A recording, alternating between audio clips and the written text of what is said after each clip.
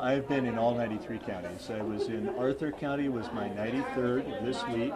I was at the bunkhouse in the town of Arthur and talked to a group of about 30 people. I then met with a grocer in Arthur and also looked at and toured the courthouse as a guest of the county clerk. So I've been in all 93. I've had voter contact and events in all 93, and I've heard in many of those 93 that they haven't seen Mr. Sasse. I heard in Harrison and Sioux County, where I had a really good event, we haven't seen Mr. Sasse. And I heard that in Arthur, I heard it in Keapaha, I heard it in Boyd. So I don't know whether he's been in all 93 or he just drove through and waved, but we campaigned. And in the 3rd district now, how important is this district, and I guess how much time have you devoted to it? Well, somebody said to me yesterday that they think I've devoted more time to the 3rd district than any other candidate in a statewide race. That was my intention when I started. I know that we need to do well in the 3rd district, and as a matter of personal pride and conviction and interest, I want to. My ancestral home in northeast Nebraska is in the 3rd district. I've been in business for years and years and years in the 3rd district.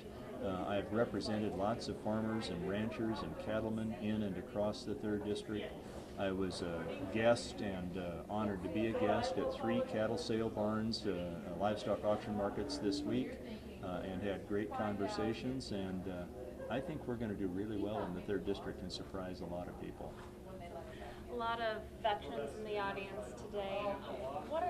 How can lawmakers in Washington change the way the VA is working on all those issues? Well, I think the VA has, as an organization, as a department, must have a middle management culture problem.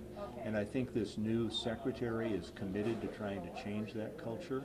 I can see that some members of the Senate in particular are trying to support that effort aggressively, and I think that's something that I need to do too.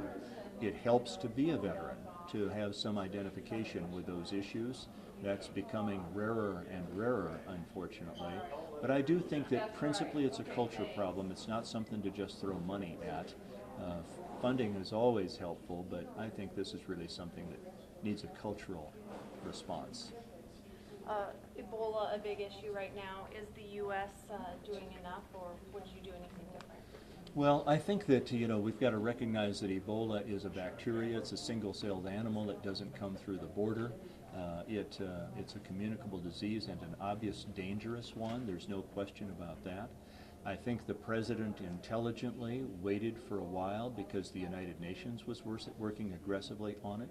He's deployed troops to build hospitals. We've made our research facilities and our scientists and our medical centers available, which I think is the appropriate thing to do. We're taking thoughtful precautions with people as I think medical science still learns what this is all about.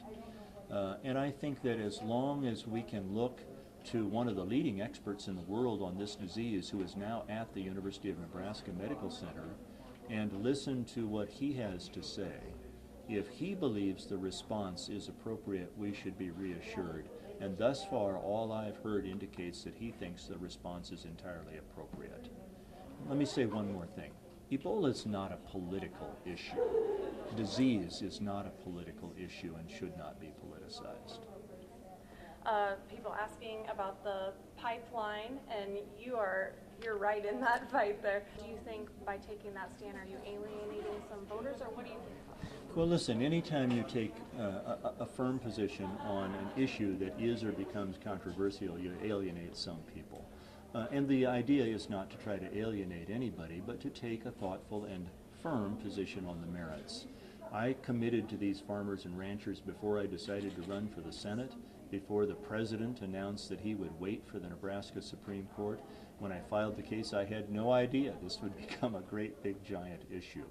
But I made a commitment, and I'm going to see it through. And I do think the Nebraska legislature made a mistake. I think our legal position is firm and strong. And I think the Nebraska Supreme Court will issue an interesting opinion after the election. So it doesn't make any difference whether I alienate business leaders or not. I'm doing the work that I think is appropriate for the people of Nebraska, and Nebraskans can judge that. I think you were also talking about immigration. Where do you stand on I know a lot of people got thrust into the spotlight again when these refugee children were coming. Well, there's a difference between immigration policy and policy for refugees. The refugee children really don't fit in the immigration discussion. That should be controlled by the treaties we've already made. On the immigration issue, I think there should be a prompt pathway to immediate citizenship for people who did not flee criminal prosecution in the country of origin and have done their best to live law-abiding lives in an undocumented state while here. We just can't deport 11 to 12 million people. We shouldn't talk about that. We need to invite them, welcome them, and accommodate them in the family of Americans, and we'll all be stronger for it.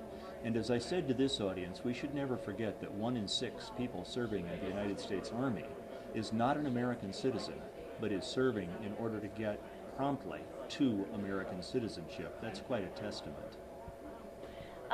It seems like the last several election cycles, tons of people running on change. We're going to change Washington. It's broken. How do we do that? Because it seems like people haven't been able to. You know, I haven't used that kind of language in my campaign, but I have offered people a glimpse at how I think the job should be done. Disagree with your own party where the merits indicate that's necessary, and agree with the other party. Look for a way to take things issue by issue in a nonpartisan way.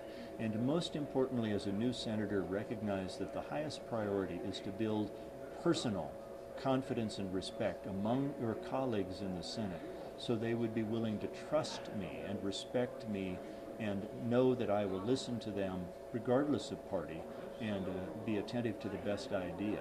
That's the goal. The campaign's winding down. How are we feeling going into November? Well, you know what? It's an interesting campaign. I know that the polls, and at least those reported, not what we know internally, but those reported, suggest that there's no contest here. I frankly hoped that would be the case because I know there is a contest, and I think we have just an outstanding chance to win. And I think my opponent knows that too. That's why he's starting to attack me.